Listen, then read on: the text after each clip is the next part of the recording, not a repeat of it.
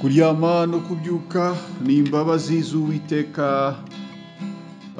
Bene data, igitondo cyiza kandi cy'umugisha cyangwa se igicamunsi cyiza bivanye naho buri wese aherereye ku migabane itandukanye y'isi. Mwese mwemeye gufatanya natwe gusangira ifunguro ry'umunsi kandi rya buri gitondo. Insanganyamatsiko ya none ku wa 16 Mata mwaka 2025 ku wa gatatu iragira iti Imana izagukiza inabi y'abantu. Imana izagukiza inabi y'abantu. Mbere ko dusoma ijambo ry'Imana, reka tubanze turirimbane indirimbo ya 4 mu ndirimbo z'agakiza igira iti niboneye urukundo rw'umukiza. Niturangiza dusome ijambo ry'Imana yanshyize ku mutima.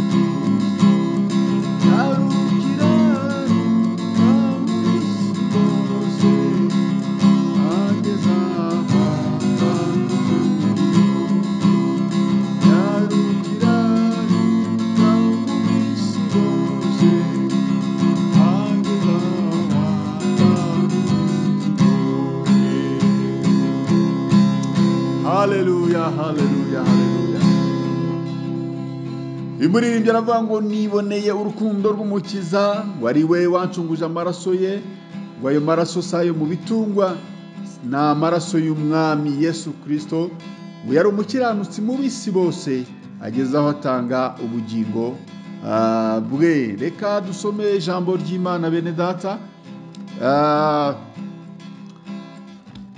Urwandiko rwa kabiri Pawulo yandikiye Timotheo, ibice ni 4 murongo wa 16 tugeze kuri 18. Haravuga ngo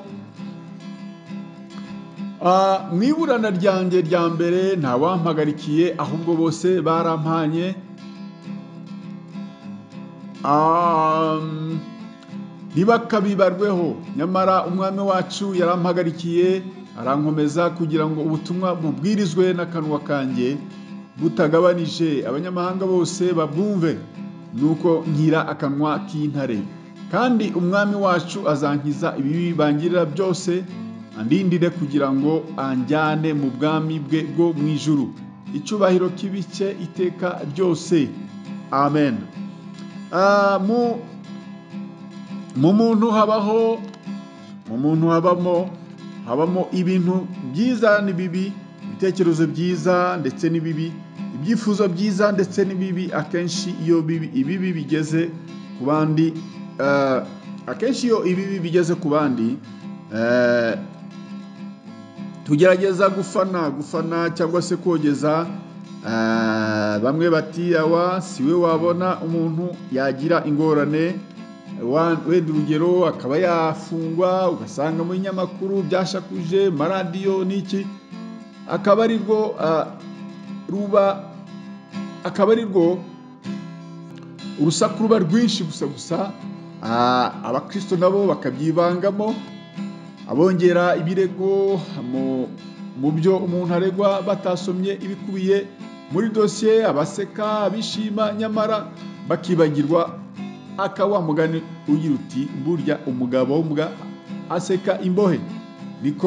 Niko byagendekeye na Pawulo mu ifungwa rye no mu iburana rye.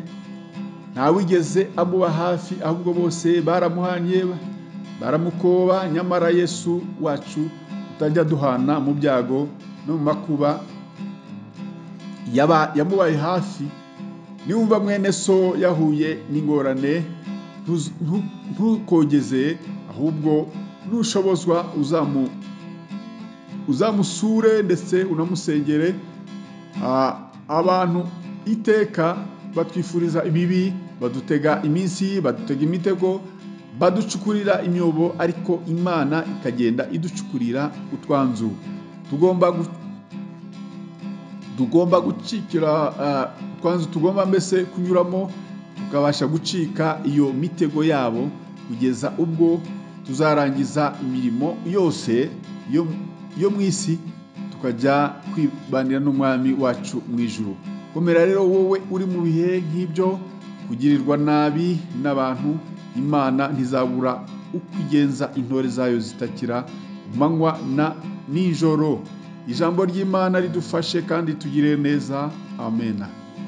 Data, turagushimiye wowe utabura kugenza abawe, tugushimiye ko uzahora udukiza ibibi abantu batugirira, bibi batugambiraho.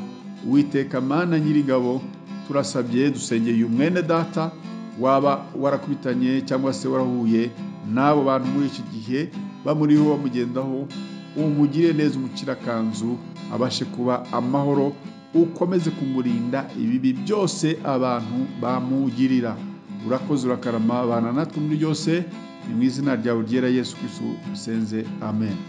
Mwari kumwe na none nk'uko bisanzwe na mwene so muri Yesu Kristo, Bishop Apollinaire Gakombe, shumba mukuru itorero The Evangelical Calvary Church of Rwanda ICCR.